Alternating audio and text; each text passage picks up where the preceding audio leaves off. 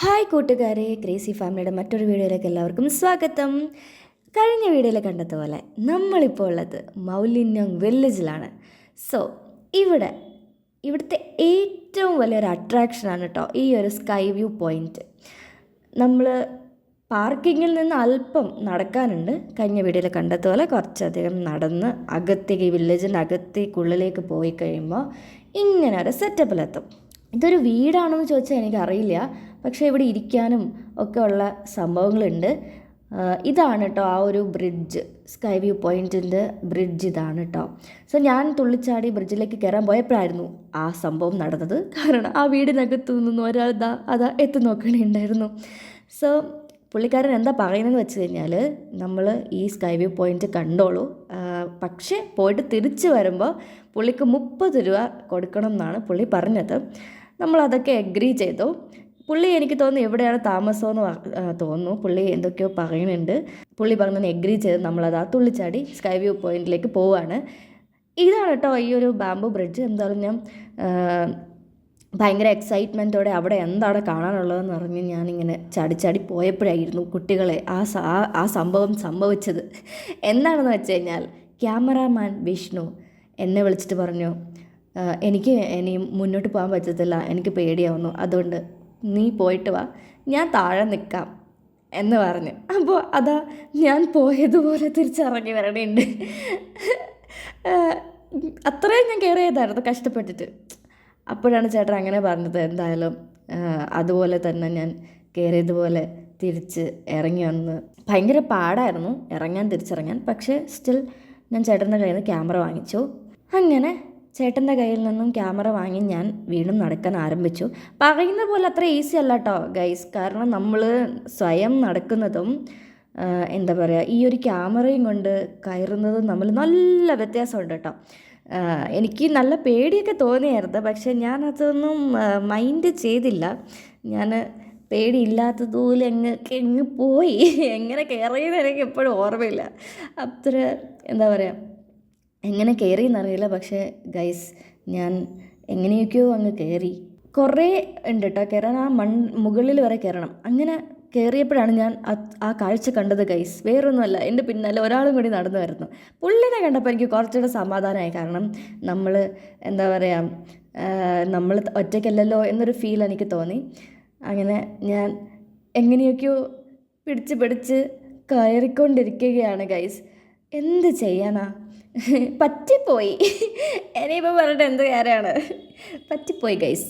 അപ്പോൾ തിരിച്ചിറങ്ങി ചെല്ലാൻ പറ്റില്ലല്ലോ, നാണക്കേടല്ലേ, ചേട്ടൻ എന്നെ വെടിവെക്കും. അതുകൊണ്ട് ഞാൻ ഒരു വിധത്തിൽ മുകളിൽ എത്തിയിരിക്കുകയാണ് ഗൈസ്. ഞാൻ വെറുതെ മൈക്കൊക്കെ കുത്തിക്കയറ്റി നോക്കുന്നുണ്ട്. എനിക്കറിയില്ലല്ലോ മൈക്ക് ചത്ത കാര്യം, ഞാൻ അറിഞ്ഞിരുന്നില്ലായിരുന്നു. ഇതാണ് ഇവിടുത്തെ കാഴ്ചകൾ. അത്ര വലിയ ഒരു എന്താ പറയുക, അത്ര വലിയൊരു സംഭവമാണെന്നൊന്നും എനിക്ക് തോന്നുന്നില്ല. കുറേ വീടിന് മണ്ടവശവും അങ്ങനെയൊക്കെയുള്ള വാട്ടർ ടാങ്കും പിന്നെ ആ ഏരിയയുടെ ഒരു ചെറിയൊരു ഗ്ലിംസും കിട്ടി. എന്നല്ലാതെ അത്ര വലിയ സംഭവമായിട്ട് എനിക്ക് തോന്നിയില്ല, അത്ര വേർത്തായിട്ട് എനിക്ക് തോന്നിയില്ല. പിന്നെ ഈ ഒരു ബാംബുവിലുള്ള മണ്ടയ്ക്കൊക്കെ ഉള്ള ആ ഒരു കയറ്റം ഇച്ചിരി റിസ്ക് പിടിച്ചതാണ്. അതുകൊണ്ട് അങ്ങനെ ഒരു എന്താ പറയുക, റിസ്ക് പിടിച്ചൊരു സംഭവം ചെയ്യാൻ പറ്റി എന്നൊരു ഇത് മാത്രമേ ഉള്ളൂ. അല്ലാതെ ഇവിടെ വേറെ സംഭവങ്ങളൊന്നുമില്ല ഗൈസ്.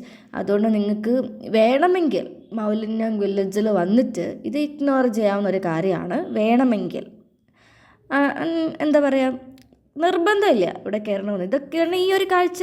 അത്രയ്ക്ക് ബ്യൂട്ടിഫുൾ ആയിട്ടുള്ള, എന്താ പറയുക, ബ്രെത്ത് ടേക്കിംഗ് ആയിട്ടുള്ള ഒന്നുമല്ല. എനിക്ക് അത്ര ഒരു ഭാഗത്തായിട്ട് ഫീൽ ചെയ്തില്ല. നിങ്ങൾക്ക് ഇനി എന്തിനകത്ത് എന്തെങ്കിലും ഫീൽ ചെയ്യുമോ എന്ന് എനിക്കറിയത്തില്ല. ഓരോരുത്തരുടെ ഓരോ കാഴ്ചപ്പാടാണല്ലോ. സോ എൻ്റെ കാഴ്ചപ്പാട് വെച്ചിട്ട് എനിക്കിത് അത്ര ഇതിൽ തോന്നിയില്ല. എന്തായാലും കുറച്ചൊരു 2-3 മിനിറ്റ് അവിടെ നിന്നിട്ട് ഞാൻ തിരിച്ചിറങ്ങാൻ വേണ്ടിയിട്ട് പോവുകയാണ് ഗൈസ്. അപ്പോൾ ആ പുള്ളിക്കാരൻ അവിടെ പുറകിൽ നിന്ന് ഫോട്ടോ ഒക്കെ എടുക്കുന്നുണ്ട്. അപ്പം ഞാൻ പുള്ളിക്കാരൻ്റെ പിന്നാലെ ഇറങ്ങാം എന്നുള്ള സെൻസിൽ ഞാനവിടെ വായും പൊളിച്ച് നോക്കി നിൽക്കുകയായിരുന്നു കുറച്ച് നേരം. കാരണം ഒറ്റയ്ക്ക് ഇറങ്ങാൻ എന്തോ ഒരു പേടി പോലെ. അതുകൊണ്ട് ഞാൻ അങ്ങനെ കുറച്ച് നേരം വായി നോക്കി അവിടെ എവിടെയൊക്കെ നിന്നു. എന്നിട്ട് തിരിച്ചിറങ്ങാം എന്നൊക്കെ വിചാരിച്ചു. അപ്പോൾ അതാണ്ട് ആ പുള്ളിക്കാരൻ ഇറങ്ങിപ്പോകുന്നു. പിന്നെ ഒന്നും നോക്കിയില്ല, ഞാനും ഇറങ്ങിപ്പോയി. അപ്പം ഞാൻ വീണ്ടും ക്യാമറയൊക്കെ പിടിച്ചതാ ഇറങ്ങണുണ്ടായിരുന്നു. അപ്പോൾ അതേ ഇങ്ങനെ പയറ് പോലെ ഇറങ്ങിപ്പോകുന്നു ഗൈസ്. ഞാൻ അതാ പതുക്കെ പതുക്കെ ഇറങ്ങി വരുമ്പോഴത്തേനും ഇങ്ങനെ താഴെ എത്തിയ അവസ്ഥയായിരുന്നു.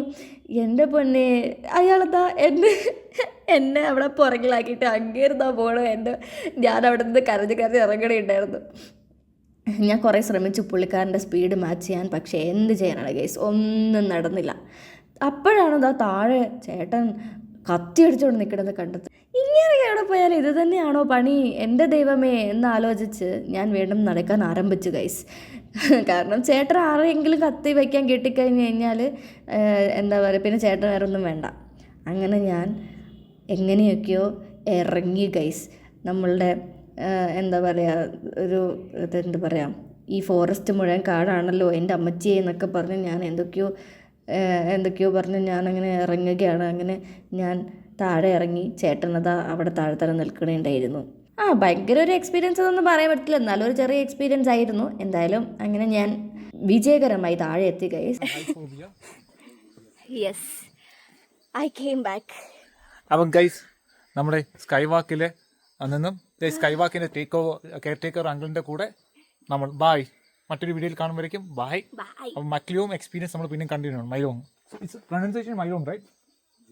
മൈലോങ് മൗലിംഗോ മൗലിംഗോ Maulen. We pronounce as Denmark. Len.